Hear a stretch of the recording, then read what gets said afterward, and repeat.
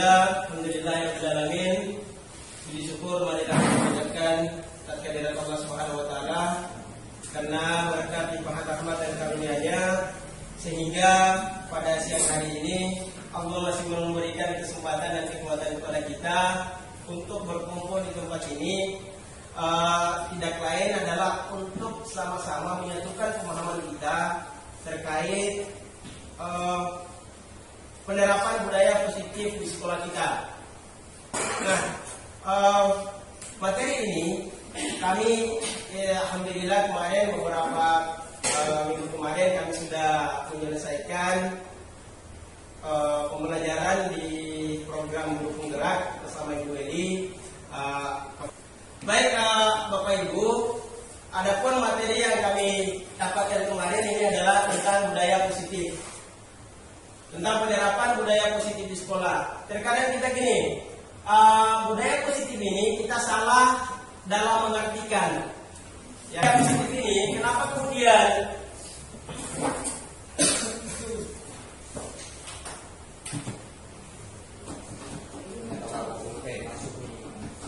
budaya positif ini sangat penting untuk kita jalankan di sekolah kita karena dilatar belakangi oleh beberapa hal. Sebelum kita masuk pada latar belakang, kenapa harus ada budaya positif di sekolah, kita juga harus mengetahui dulu apa sebenarnya kita menyatukan pemahaman dulu, apa sebenarnya itu budaya positif. Mungkin secara umum kita sudah mengetahui bahwa budaya itu merupakan kebiasaan-kebiasaan, sedangkan positif adalah hal-hal baik. Makanya budaya positif ini bisa kita artikan secara umum sebagai kebiasaan-kebiasaan baik yang ada di sekolah kita. Ini adapun yang melatar belakangi kenapa ada budaya positif, harus ada budaya positif di sekolah. Yang pertama, suasana positif itu sangat mendukung dalam menciptakan pembelajaran yang kondusif. Ini sudah jelas. Ketika lingkungan sekolah kita itu tercipta suasana positif, maka ketika kita melakukan pembelajaran pastinya itu akan berjalan secara positif. Dan kemudian yang kedua, dengan suasana yang positif, murid dan guru akan menemukan suatu kondisi pembelajaran yang menyenangkan sehingga proses pembelajaran dapat berjalan tanpa adanya suatu beban. Dan yang ketiga adalah suasana positif akan membantu menggerakkan moral yang positif bagi murid sehingga karakter murid tidak hanya terbentuk dari akademiknya atau dari pembelajarannya saja, tapi didukung oleh lingkungan yang ada. Jadi itulah yang melatar belakangi kenapa kemudian harus ada budaya positif. Nah, dari latar belakang ini, dari penjelasan ini kita bisa menyimpulkan bahwa budaya positif itu merupakan nilai-nilai atau keyakinan-keyakinan dan kebiasaan-kebiasaan di sekolah yang berpihak pada murid agar murid dapat berkembang menjadi pribadi yang kritis, penuh hormat dan bertanggung jawab. Ini yang sangat melatar belakangi kesimpulan dari latar belakang yang kita sudah jelaskan tadi. Foto yang ada yang ditampilkan di depan, beliau adalah bapak pendidikan kita.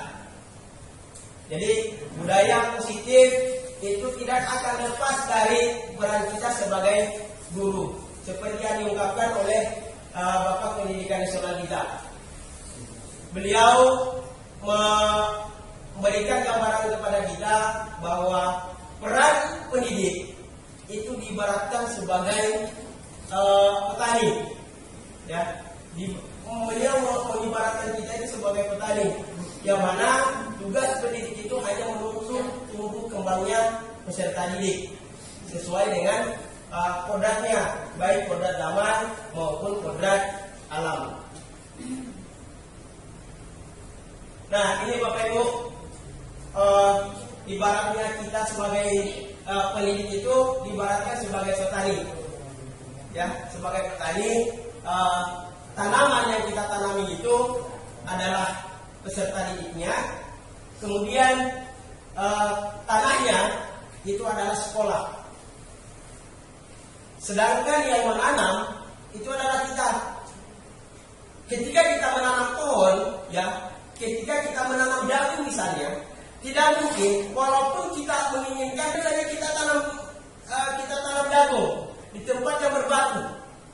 Artinya dari tanahnya itu tidak mendukung tumbuhnya tanaman itu. Sehingga tugas kita ya cuma menuntun tumbuhnya tanaman yang kita sudah tanam tadi. Entah itu mau bagus mau tidak, itu tugas dari petani tadi. Itulah gambarannya seperti kita pendidik. Sekolah kita diibaratkan sebagai tanah tempat menanam tumbuhan. Sehingga guru harus mengusahakan sekolah jadi lingkungan yang menyenangkan, menjaga dan melindungi murid dari hal-hal yang tidak baik. Dengan demikian, karakter murid tumbuh dengan baik. Murid akan mampu menerima dan menyerap suatu pembelajaran bila lingkungan di sekelilingnya terasa aman dan nyaman. Namun jika murid merasakan tekanan dari lingkungan, maka proses pembelajaran akan sulit terbangun, akan sulit terlaksana dengan baik. Makanya sangat perlu budaya positif yang ada di lingkungan. Ya, ketika kita melakukan sesuatu itu harus mendukung lingkungan yang ada di sekitar kita, itu juga harus mendukung. Nah, ada beberapa strategi yang kemudian kita lakukan untuk menciptakan lingkungan positif. Ya, ada beberapa strategi. Strategi kita sebagai guru itu kurang lebih ada dua. Yang pertama, menciptakan lingkungan pembelajaran atau menciptakan lingkungan belajar yang aman dan nyaman. Kemudian yang kedua, saling kerjasama sehingga terbangun saling kerjasama maksudnya adalah saling belajar untuk sama-sama, kemudian saling mendukung. Makanya salah satu upaya yang kami lakukan untuk mewujudkan yang ini untuk di internal kita sebagai guru adalah dengan pelaksanaan kegiatan seperti ini. Ya, pelaksanaan kegiatan seperti ini. Ini mungkin adalah salah satu kegiatan perdana kita, tapi saya memimpikan bahwa apapun yang kami dapatkan di luar, manakala itu sangat bermanfaat untuk teman-teman, untuk kawan-kawan semua, maka kami akan berupaya semaksimal mungkin untuk bisa berbagi dengan kita semua yang ada di ruangan ini. Nah, ini saling kerjasama. Ketika dua ini sudah terjadi, ya, ketika kedua ini sudah terbangun, maka akan tercipta kebiasaan-kebiasaan baik dan karakter baik yang ada, baik itu di internal kita sebagai guru maupun di siswa kita. Kalau ini sudah terbangun Bapak Ibu, maka kebiasaan baik itu akan muncul. Begitu juga dengan ketika kebiasaan baik muncul, maka itu akan berimbas besar kepada karakter anak didik kita. Nah, sehingga terbangun lingkungan yang positif. Nah, rentetannya untuk membangun lingkungan yang positif ini adalah kita harus berupaya menerapkan. Langkah pertama yang harus kita lakukan adalah menerapkan disiplin positif. Nah, bagaimana mewujudkan disiplin positif? Di sini ada dijelaskan ada 3 kategori atau 3 penjelasan mengenai disiplin positif ini. Yang pertama, disiplin positif merupakan sebuah penerapan disiplin tanpa kekerasan dan ancaman yang dalam praktiknya melibatkan komunikasi tentang perilaku yang efektif antara guru dan siswa. Jadi kita bisa mengoreksi sendiri bagaimana perilaku kita terhadap anak murid, bagaimana perilaku kita terhadap sesama guru. Nah, ini kita bisa lihat di sini apakah itu sudah termasuk dalam disiplin positif atau belum termasuk dalam disiplin positif. Nah, kemudian yang kedua, dalam penerapan disiplin positif ini, murid diajarkan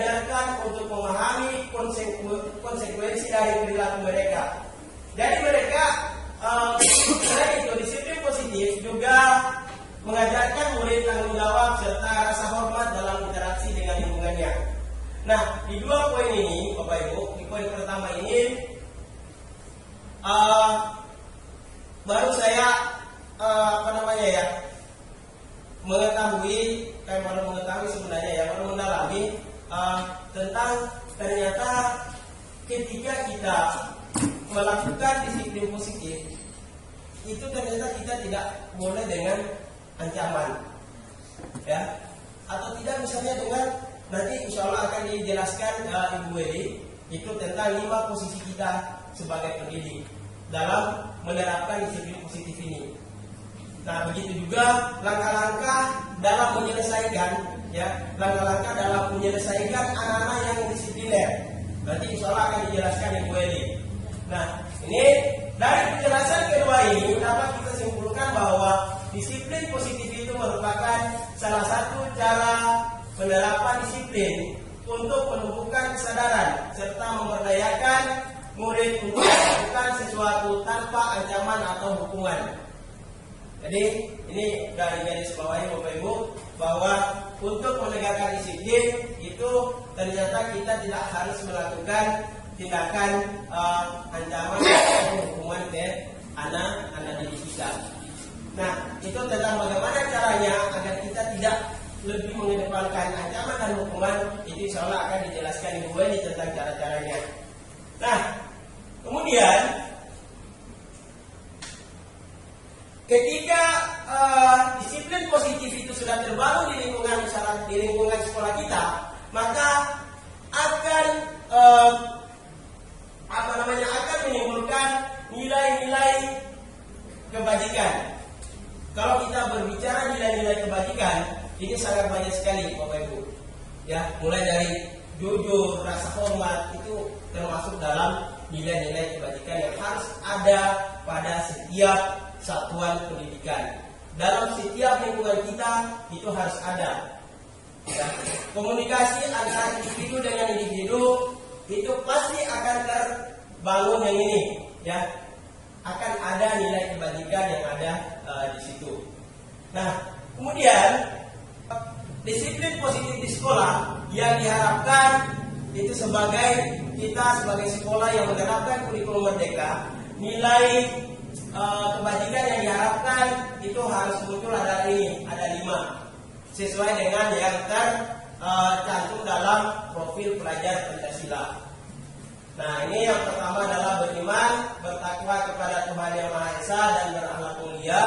Kemudian yang kedua, mandiri, bernalar kritis, berkebinekaan global, bergotong royong, dan kreatif. Paling tidak 5 ini dulu yang muncul Bapak Ibu. Kita sebagai sekolah yang menerapkan kurikulum merdeka, itu 3 pokok ini yang harus ada dulu, yang harus ada di anak-anak didik kita. Alhamdulillah kalau untuk beriman, bertakwa kepada Tuhan Yang Maha Esa sudah beberapa kegiatan yang sudah kita lakukan sebagai wujud sebagai langkah untuk mewujudkan nilai kebajikan yang pertama ini sesuai dengan profil pelajar Pancasila. Kemudian mandiri, bernalar kritis, berkebinekaan global, bergotong royong dan kreatif. Agar nilai kebajikan ini benar-benar muncul di lingkungan sekolah kita, maka itu kita bisa mulai dari kelas kecil kita seperti ini, ya, dengan anak didik kita. Makanya sebenarnya kemarin itu kegiatan yang kita lakukan ini saya berharap sekali semua wali kelas itu ada semua, ya. Saya konsultasi dengan pimpinan, harapan besarnya itu semua wali kelas ada. Kenapa harus ada? Karena ini untuk memunculkan 5 nilai kebajikan sesuai dengan profil pelajar Pancasila ini, maka kita bisa mulai dari dalam kelas kita, yaitu dengan membuat namanya keyakinan kelas. Kalau yang sering kita lakukan itu paling kesepakatan kelas atau peraturan di kelas. Kalau di sini kita ganti namanya menjadi keyakinan kelas.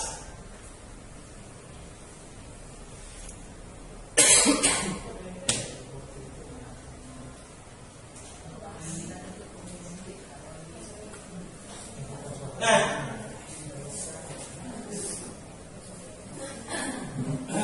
ini merupakan pengertian dari keyakinan kelas. keyakinan kelas itu merupakan salah satu disiplin positif yang bisa kita terapkan dalam membangun budaya positif di sekolah. Dengan adanya keyakinan kelas, di setiap kelas diharapkan dapat mewujudkan tujuan pendidikan yang berorientasi pada profil pelajar Pancasila. Nah, langkah-langkah kita dalam menerapkan keyakinan kelas, membuat keyakinan kelas itu, ya langkahnya adalah ini bisa dilakukan oleh wali kelas, ya keyakinan kelasnya dengan wali kelas, kemudian keyakinan kelas dengan guru mata pelajaran. Kalau kemarin kami sudah coba di kelas 7B, ternyata kemauan mereka terhadap setiap mata pelajaran itu berbeda. Kalau kemarin khususnya untuk di mata pelajaran IPS itu saya sudah mengumpulkan membuat keyakinan kelas seperti ini. Jadi saya bagikan sticky note, ya, mereka menuliskan apa yang mereka inginkan ketika pelajaran IPS itu berlangsung. Dan ternyata itu banyak, Bu. Dan paling banyak itu mereka menginginkan ketika dalam pembelajaran itu harus ada game, ya, harus ada game. Pak, sampai saya kemarin itu kaget, Pak, bagaimana kalau misalnya dalam pembelajaran IPS saya sama Bapak main game berdua? Ya, main game maksudnya adalah game yang sudah offline yang kita sudah coba terapkan. Sebenarnya bukan game sih, ice breaking sebenarnya. Ya, jadi ice breaking kita lakukan, ice breaking kita kasih ke mereka. Jadi dia maunya itu sama-sama. Kalau mereka pas capek-capeknya, apalagi di jam-jam siang, ya, pas capek itu mereka harus mau Pak dengan ice breakingnya. Mereka tidak mau kalau duduk terus, katanya harus ada ice breakingnya. Jadi itu adalah salah satu kemauan mereka. Nah, jadi keyakinan kelas contohnya adalah seperti itu. Kemudian ada lagi, Pak, kalau dalam pelajaran IPS itu tidak boleh ada yang terlambat. Oke, saya amini. Jadi keyakinan kelas ini tidak hanya diikuti oleh anak-anak yang dalam kelas, tapi juga kita sebagai guru harus kita ikuti juga yang itu. Kalau tadi peraturan kelas biasanya itu hanya dibuat oleh sepihak, ya, dibuat oleh sepihak. Tapi ini adalah keyakinan kelas dibuat sama-sama, untuk diterapkan secara bersama-sama. Nah, ini ada dua gambaran di sini. Yang pertama adalah masing-masing punya kesepakatan kelas. Yang ini kesepakatannya datang tepat waktu mengucapkan salam, menjaga kebersihan sekolah, berdoa sebelum dan sesudah kegiatan, aktif dalam pembelajaran, kemudian tertib. Yang ini kesepakatan kelasnya, kami guru dan murid yang saling menyayangi. Kemudian kami murid yang semangat belajar. Kami murid yang peduli dengan teman-teman. Nah, ini dua sama-sama sebenarnya kesepakatan kelas, tapi ini ada yang termasuk sebagai keyakinan kelas. Kira-kira menurut Bapak Ibu dari dua gambar ini, mana yang termasuk dalam keyakinan kelas? Kalau saya ulangi tadi, keyakinan kelas tadi adalah kesepakatan yang dibuat bersama untuk dijalankan bersama-sama. Yang mana? Yang ini yang warna biru atau yang warna hijau atau yang warna putih? Ya? Rapi, kami murid yang peduli dengan teman-teman. Ini aktif dalam pembelajaran, ya. Nah, tidak sama-sama kesepakatan, tapi ini ada yang termasuk dalam keyakinan kelas. Ya. Datang tepat waktu mengucapkan salam. Nah, yang ini kami guru dan murid yang saling menyayangi. Kami murid yang semangat belajar. Kami murid yang peduli. Ya. Yang hijau. Datang tepat waktu mengucapkan salam, menjaga kebersihan sekolah, menjaga berdoa sebelum dan sesudah kegiatan, aktif dalam pembelajaran, serta tertib. Kami guru dan siswa dan murid yang saling menyayangi. Kami murid yang semangat belajar. Kami murid di sini berarti murid saja. Kalimatnya adalah kami murid. Berarti yang harus dijalankan itu adalah murid saja. Tetapi kalau yang di sini ini secara umum, tapi itu dilakukan oleh sama-sama semua. Oke, hanya sekedar gambarannya saja. Ini adalah salah satu tujuan dari keyakinan kelas Bapak Ibu.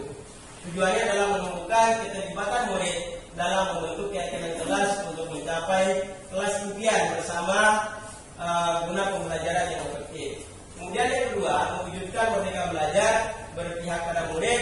Tiga, menciptakan komunikasi segala arah antara guru dan murid-murid. Dan yang keempat, membiasakan budaya dan disiplin positif. Ini salah satu upaya kita dalam menerapkan disiplin positif, mewujudkan disiplin positif dan budaya positif. Itu bisa kita lakukan dulu dengan keyakinan kelas. Nanti mungkin nambah kerjaan dulu untuk wali-wali kelas ini. Silakan dibuat untuk keyakinan kelas masing-masing. Ini harapannya kurang lebih ada 5 ya, Bapak Ibu.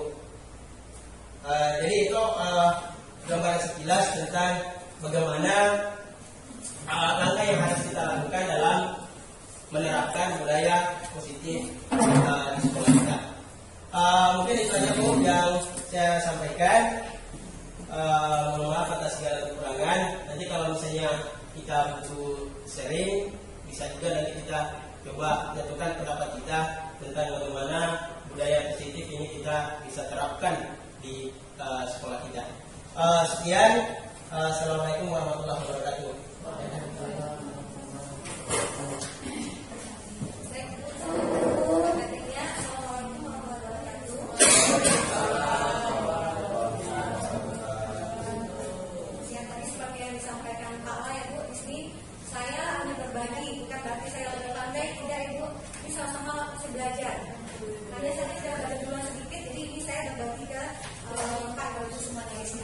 Sebelum masuk ke teori motivasi perilaku manusia, saya minta Bapak Ibu berdiri sebentar.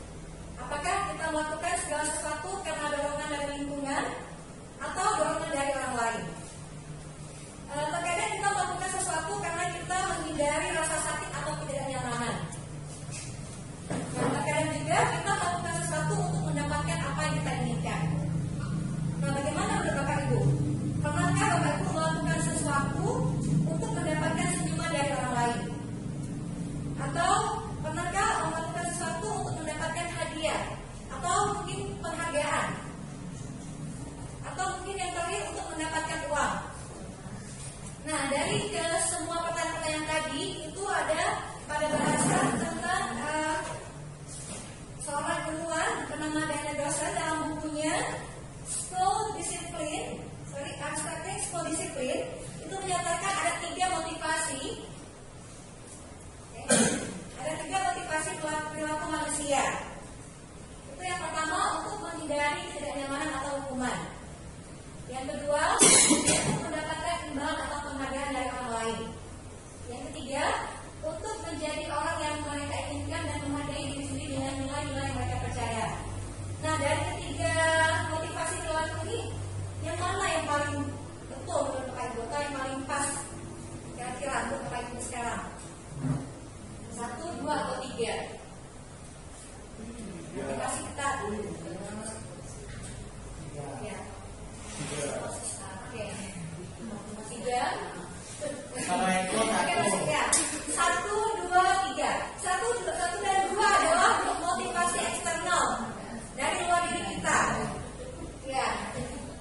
Nah, pertama kan untuk menghindari ketidaknyamanan atau hukuman, apa yang akan terjadi jika saya tidak melakukannya? Mungkin kalau kita ke siswa ya, mungkin itu sudah menjaga mereka karena apa kan? Karena takut kena hukum. Bukan juga Bu, dia melakukan satu karena kita ingin hadiah. Itu untuk mendapatkan hadiah ya. Nah, jadi sebenarnya walaupun kita berusaha memberikan dia hadiah dan semangat, tapi ternyata itu salah. Mungkin kita dulu motivasi ya, kita kasih ini lah. Jadi dia anak semangat kan. Nah, tapi ternyata itu tidak diajarkan menurut para ilmuwan ya gitu. Kenapa? Karena nanti kita biasa bahwa hadiah itu membuat dia melakukan sesuatu bukan karena ada dalam dirinya.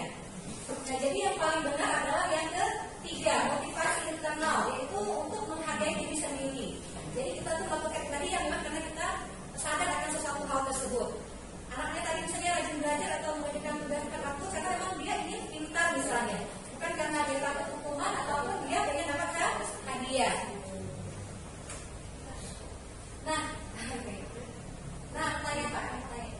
Nah, sekarang pertanyaannya, mari kita pikirkan dari diri kita sendiri sebagai guru saat ini. Saat kita hadir mengajar di kelas tepat waktu, motivasi apa yang mendasari tindakan kita? Ini nggak usah dijawab, maksudnya masing-masing aja kita pikirkan. Apakah kita datang tepat waktu itu karena tidak ingin ditegur oleh atasan atau kita ingin mendapatkan pujian dari atasan?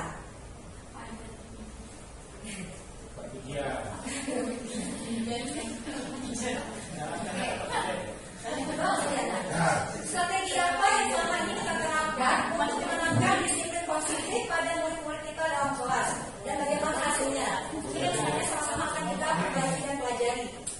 Terus yang ketiga, nilai-nilai apa yang berusaha kita tanamkan pada murid-murid kita di kelas saat kita berada di dalam kelas. Nah, itu tadi berhubungan dengan yang tadi disiplin positif ya.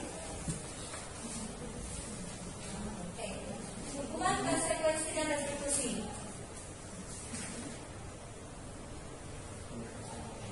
Ini ya contoh kasus.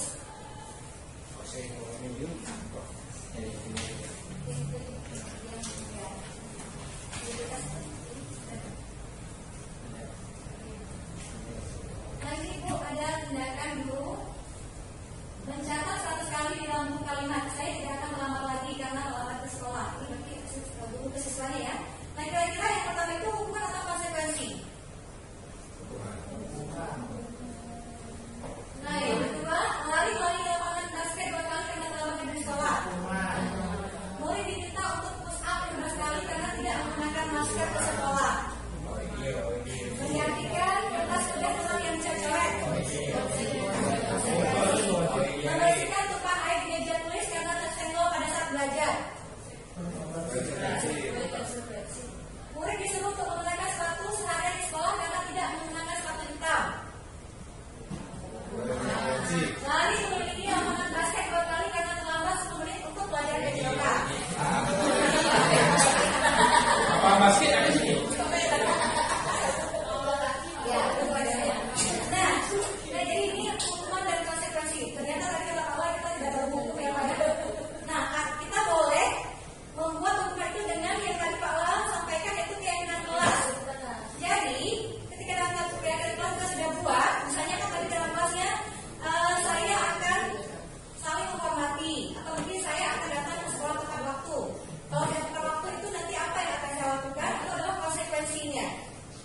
nanti mereka akan mendapatkan hukuman itu dari mereka sendiri. Kira-kira tuh tadi mereka salahnya apa dan mereka sendiri yang perbaiki. Jadi kita hanya mengarahkan saja ya. Jadi ternyata Pak Ibu, kita itu disarankan dalam menyelesaikan kasus-kasus atau masalah-masalah mahasiswa itu dengan menggunakan restitusi. Ya, restitusi ini adalah penyelesaian dengan anak itu sadar bahwa dia akan kembali lagi ke tempat dia semula itu dengan pikiran yang lebih baik. Misalnya kalau kita dihukum kan dia bisa gini, kalau kita menghukum bagaimana ini kan marah-marah, tapi nanti ketika dia selesai dan dia bagaimana nanti perasaannya? Mungkin dia mungkin dia kesal, mungkin dia dendam. Nah, tapi kalau di restitusi ini kita baik, kita mengarahkan dan nanti kita naikkan ada 3 nanti bagian-bagiannya yang menuntun untuk melihat ke dalam diri mereka masing-masing. Kemudian itu mencari kebutuhan dasar dari tindakannya. Ya, cara yang baik karena fokus pada karakter bukan tindakan. Kemudian fokus pada solusi dan memberikan masalah pada kelompoknya. Jadi saat dia kembali pada kelompoknya, kalau kita melakukan restitusi ini mereka sudah yang lebih baik, bukan yang dengan perasaan yang mungkin dari atau mungkin rasa sedih, masalah, rasa kesal. Kalau saat kita pakai hukuman ya. Nah, saat kita melakukan restitusi tadi, sebenarnya yang harus kita pahami yang pertama kali adalah tentang pengertian adalah atau kebutuhan dasar manusia. Pengertian tentang kebutuhan dasar manusia. Kebutuhan dasar manusia adalah hal-hal seperti makan, minum, keamanan, cinta yang merupakan hal penting untuk bertahan hidup dan kesehatan. Hierarki kebutuhan manusia menurut Maslow adalah teori yang dapat digunakan perawat untuk memahami hubungan antara kebutuhan dasar manusia pada memberikan perawatan. Hierarki kebutuhan manusia merupakan kebutuhan dasar dalam menerima tindakan prioritas. Tindakan dasar yang pertama meliputi kebutuhan fisiologis seperti udara, air, dan makanan. Tindakan yang kedua meliputi kebutuhan keselamatan, keamanan, dan psikologis.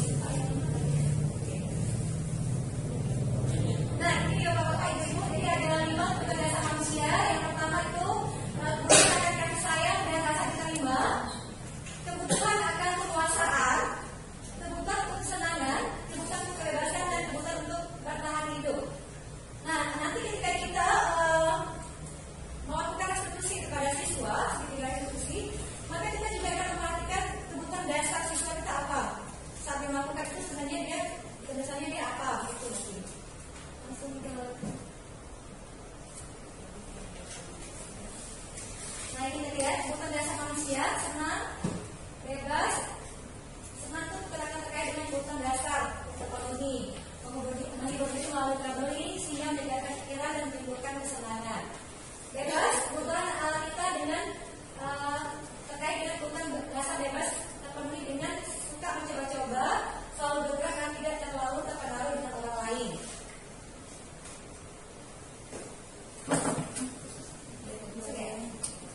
Ya.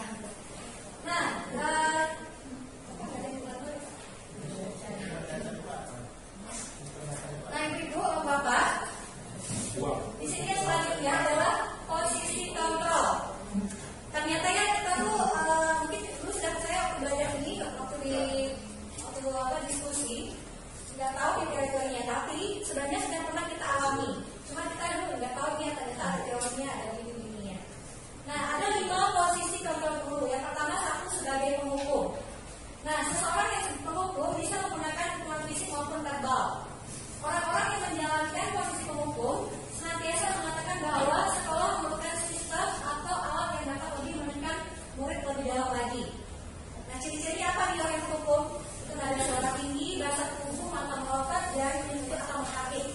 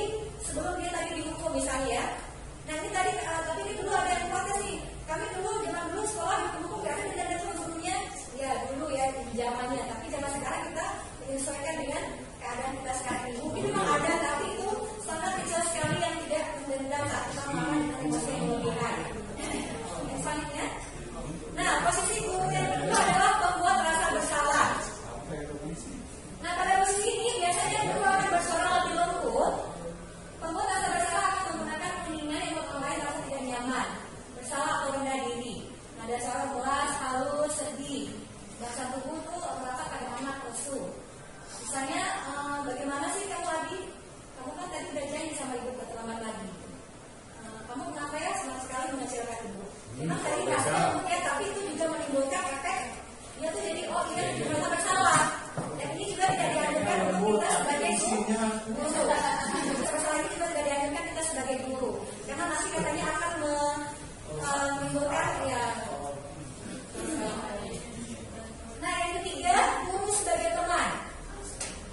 Nah pada posisi ini tidak akan menyakiti murid, namun akan tetap berupaya mengontrol murid melalui persuasi atau ajakan. Nah posisi teman pada guru biasanya negatif atau positif. Posisi teman pada guru ini bisa negatif atau positif. Positif di sini berupa hubungan baik yang terjadi antara guru dan murid. Guru di posisi teman menggunakan hubungan baik dan humor untuk mempengaruhi seseorang. Ciri-cirinya ini ada suara ramah, akrab, bercanda, bahasa tubuh, merekat dan mata menyenangkan. Itu, tapi sebelum itu katanya Pak, tapi ini ya, saat kita menjadi teman sebagai dalam sistem guru sebagai posisi teman, tapi itu juga ada positif negatifnya. Positif mungkin kita memberi baik, tapi negatifnya mungkin nanti ada siswa kita yang terlalu oh ini kan dia baik ya Pak, kamu semena-mena. Ya hasilnya memang siswa akan merasa senang dan akan dengan guru, tapi ini sudah mulai lebih baik menjadi dampak yang positif. Hanya saja tadi saya bilang dari sisi murid mungkin menjadi tergantung pada guru tersebut. Misalnya Pak Robi ini dekat dengan siapa anaknya, selalu dibantu, jadi dia jadi baik nih. Anak yang ada benar salah ya Pak Robi ini contohnya. Nah tapi ketika Pak Robi nggak ada, akhirnya dia bisa kembali ke itu sifatnya lama misalnya seperti itu. Memang sudah hampir dibolehkan, tapi ini perlu ekstra ya. Yang keempat, nah yang keempat posisi guru sebagai pemantau. Memantau berarti mengawasi. Pada saat kita mengawasi, kita bertanggung jawab atas perilaku orang-orang yang kita awasi. Posisi pemantau berdasarkan pada peraturan dan konsekuensi. Dengan menggunakan sanksi atau konsekuensi, kita dapat memisahkan hubungan pribadi kita dengan murid sebagai seorang yang menjalankan posisi pemantau.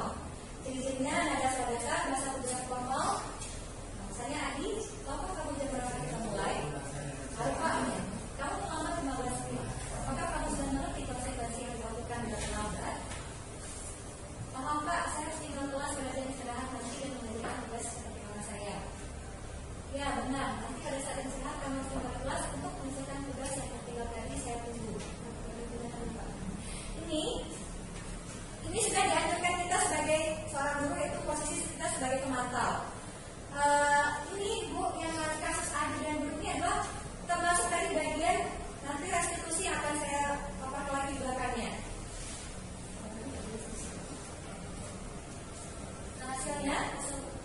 Hasilnya murid jadi memahami konsekuensi yang dijalankan karena telah melanggar salah satu peraturan sekolah. Guru tidak menunjukkan satu emosi yang berlebihan, menjadi marah atau membuat merasa bersalah. Murid tetap dibuat tidak nyaman dengan melaksanakan kelas pada waktu jam istirahat dan mengerjakan tugas. Guru tetap harus memantau murid pada saat mengerjakan tugas di jam istirahat karena murid tidak bisa ditinggal seorang diri. Nah terakhir, posisi guru sebagai seorang manajer. Manajer keren ya Pak, manajer. Posisi terakhir, manajer adalah posisi di mana guru berbuat sesuatu bersama dengan murid, mempersilahkan murid bertanggungjawabkan perilakunya, mendukung murid agar dapat menemukan solusi atas permasalahannya sendiri. Nah, seorang manajer itu telah memiliki keterampilan di posisi ini. Ini adalah posisi yang paling dianjurkan kita sebagai guru. Apa yang kita yakini? Kembali ke keadaan kelas. Nah, ini tadi fungsinya yang di keadaan kelas, ini yang paling sempurna. Keyakinan teknik yang dibuat di kelas dengan wali kelas itu akan membantu murid nanti menyelesaikan masalah-masalahnya. Jika kamu meyakinnya, apakah kamu bersedia memperbaikinya? Jika kamu memperbaiki hal ini menunjukkan apa tentang dirimu? Apa rencana kamu untuk memperbaiki hal ini? Nah, jadi posisi kita di sini adalah kita menggiring murid itu ke arah lebih baik, tapi bukan kita yang menyebutkan itunya, tapi mereka sendiri yang menyatakan dari dalam hati mereka. Hasil? Nah, ini tadi yang sudah ada, sebenarnya di nomor 4, pertanyaannya. Nah, ini yang harus kita lakukan untuk penyelesaian kasus di sekolah, itu segitiga restitusi. Tapi kan katanya segitiga restitusi itu membantu murid kembali ke kelompoknya dengan rasa atau ke arah yang lebih baik lagi.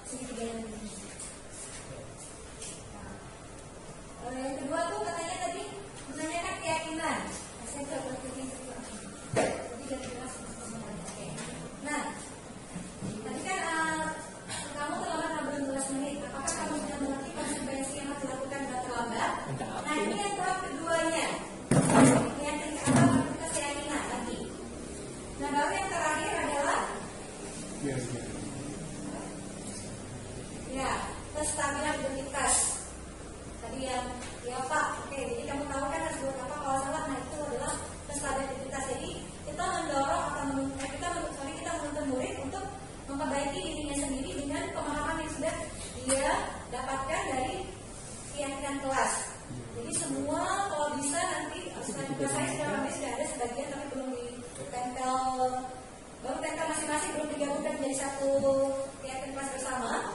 Jadi saat mereka ini sudah punya kegiatan kelas, maka kita cukup menyelesaikan masalahnya melalui segitiga restitusi ini. Mereka salah, kita tanyakan soalnya, kita bimbing, terus mereka sendiri memperbaiki. Jadi bukan kita, oh kamu kerjakan ini ya, kamu ini ya, tidak seperti itu ya, tapi langsung menggunakan segitiga restitusi ini.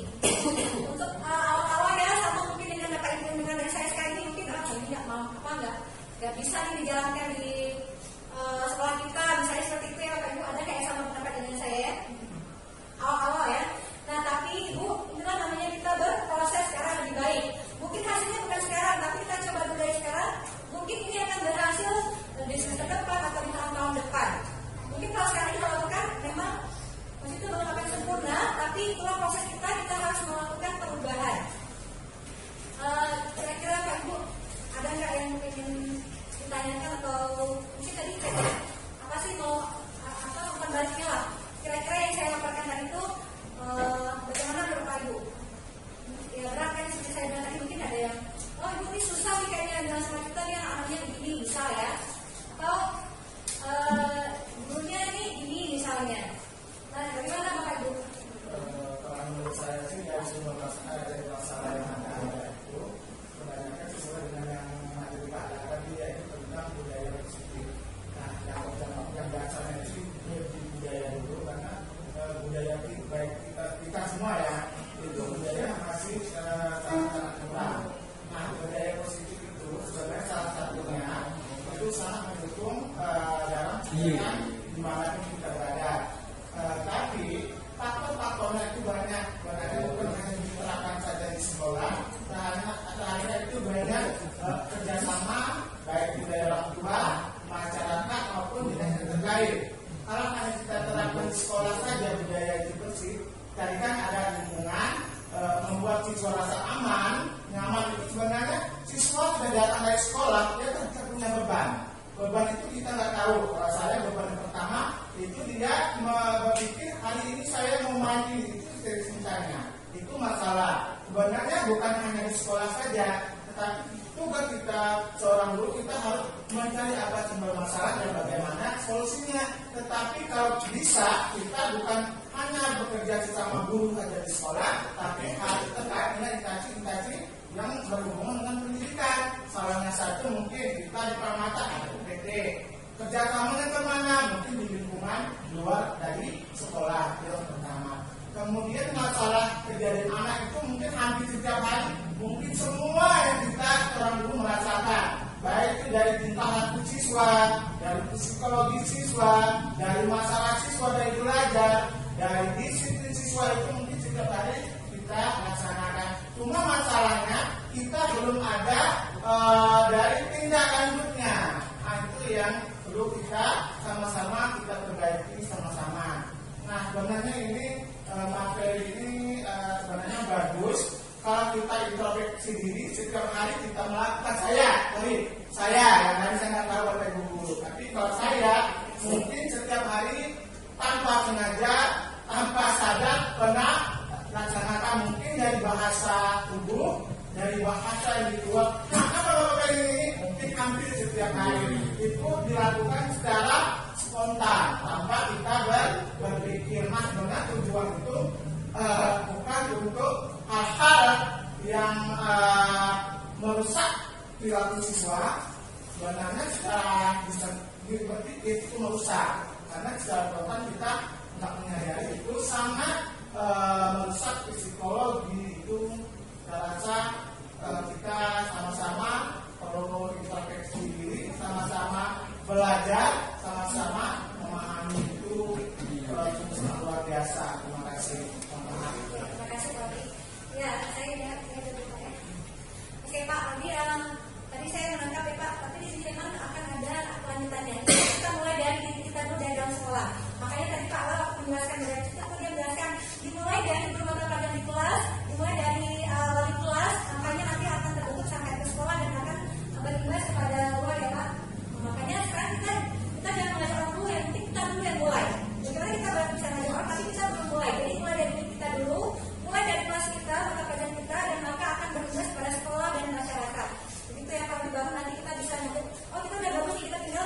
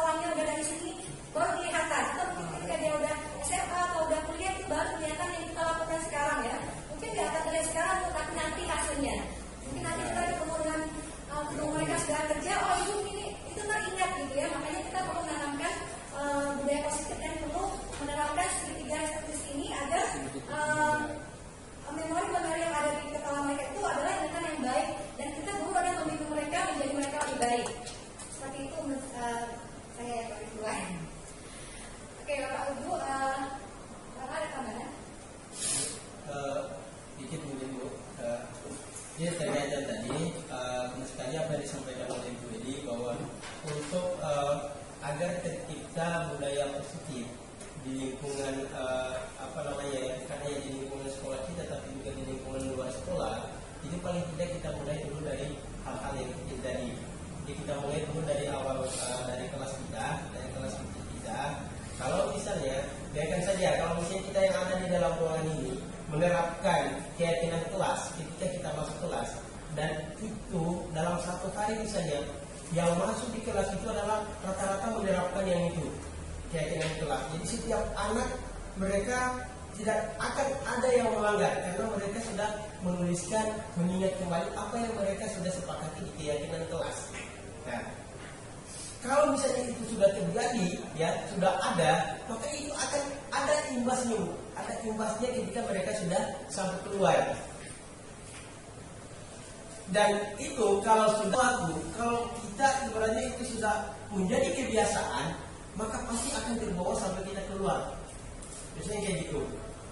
Nah, makanya tadi kita mulai dari hal yang kecil dulu, dari dalam kelas, kemudian lanjut lagi ke lingkungan sekolah. Kalau ini benar-benar sudah terwujud, maka saya yakin itu akan sampai pada di luar sekolah.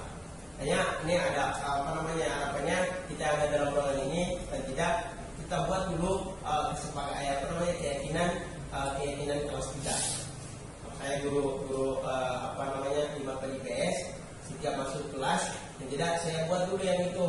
Nah, begitu juga dengan wali kelas nanti. Wali kelas buat kesepakatan kelas, keyakinan kelas, lalu kemudian ditempelkan di dinding kelas, hingga anak-anak bisa baca. Nah, mungkin itu Bu. Ini saran saya.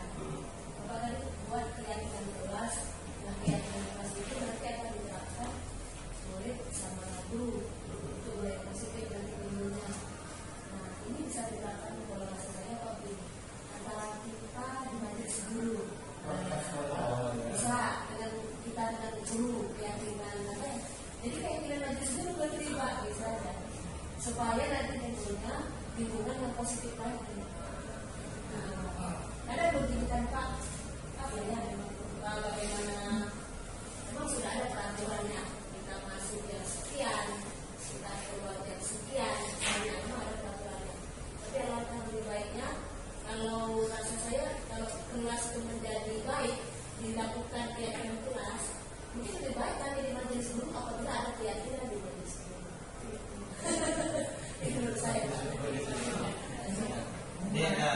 Bagus sekali sebenarnya harus ada kayak gitu. Jadi gini Bu, kita yang keyakinan kelas ini itu kan kita mulai dari diri kita sendiri dulu, ya, dari diri kita sendiri. Jadi dalam satu hari, misalnya, kalau sudah kita menuliskan keyakinan di diri kita, maka otomatis di ruang majelis saja misalnya kita, kalau sudah jamnya masuk, kan kita sudah punya keyakinan nih, tidak boleh ini, tidak boleh terlambat. Nah, pasti kita akan cepat-cepat masuk gitu. Intinya kita mulai dari diri dulu, dari diri sendiri dulu. Tapi kalau ada keyakinan majelis maksudnya ya, peraturan di dalam majelis kita itu sangat bagus juga, ya sangat bagus juga kita lakukan seperti itu.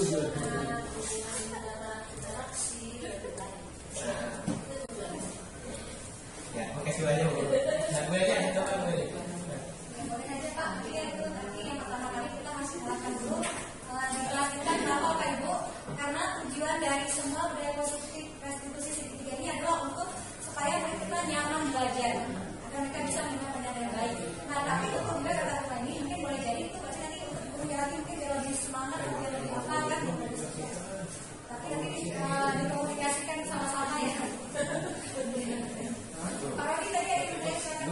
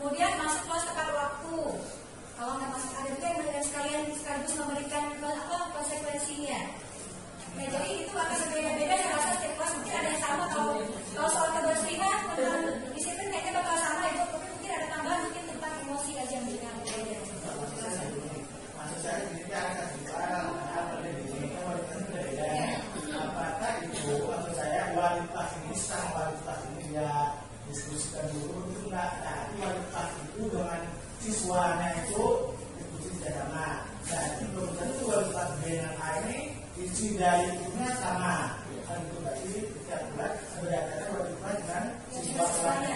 pelakunya juga bersama, TFT-nya juga bersama, tapi saya rasa yang tadi Pak juga tentang niat tentang belajar dan disiplin pasti sama ya, hampir mirip lah. Cuma mungkin bedanya nanti yang kelas saya tadi mungkin dia bilang kalau ada masalah bicarakan dengan guru, itu makanya belum tentu buat semua saya rasa. Tapi kalau dengan kebersihan kelas atau dengan waktu itu pasti hampir sama semuanya walaupun beda bahasa mungkin ya. Seperti itu Pak. Udah Kak. Ya, ada lagi Bapak Ibu? Oke, kalau Pak, mungkin ini aja Pak, kalau dari saya Pak, sebelum masuk kelas itu Pak, yang pertama itu Pak, paling tidak siswa harus ditanyakan, terus kayak apa ya, cium tangan dulu itu terus masuk. Nah, kemudian kalau bisa Pak, saya lihat di video yang Siti kemarin itu di atas Pak, adanya apa pas siswa datang, ada guru-guru nunggu di depan tangga itu Pak, terus cium tangan gitu. Nah, itu salah satu untuk komunikasi dengan saya Pak. Bina boleh pada dokumentasi tapi mungkin yang lama-lama ya Ibu belajar dulu ya Ibu dulu ya Pak, kita tunggu siswa ya dulu ada pikirnya Pak, karena kan belum tahu karena mungkin bisa ada pikirnya. Nah kemudian kalau yang tadi dibilang itu kemarin cuma kalau saya lihat cuma kelas di atas kelas bilang yang nunggu siswanya, tapi saya bilang Pak saya tadi yang kelas itu kalau saya nggak kontrol karena cuma pesan aja yang nggak ada kontrol. Mungkin betul kata Pak Ida nanti Pak infokan lagi di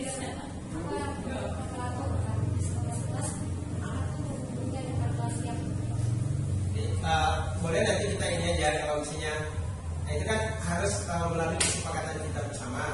Alhamdulillah di sini insya Allah sudah bisa ini ya, karena udah agak banyak juga, dan bisa diaktifkan kembali kebiasaan-kebiasaan seperti itu. Karena itu sebenarnya kalau kita sesuaikan dengan kurikulum yang sudah kita terapkan saat ini, itu sangat memperlihatkan sekali dari nilai kebajikan yang tadi sesuai dengan pelajaran Pancasila, itu sangat memperlihatkan sekali.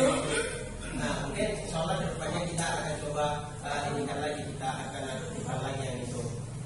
Mungkin Pak Ibu kemudian kami sampaikan, mudah-mudahan apa yang kita hasil diskusi kita di siang ini itu bisa mendapatkan berkah dari Allah Subhanahu Wa Taala dan juga bisa kita jalankan sama-sama. Kami bersama Ibu Eli mohon maaf ya dalam penyampaian tadi itu ada yang masih kurang atau ada yang mungkin secara ini mungkin ada menyinggung atau apa ya, tapi intinya kami tidak ada keinginan untuk menyinggung atau apa. Mungkin sekian Bapak Ibu, terima kasih banyak. Assalamualaikum warahmatullahi wabarakatuh.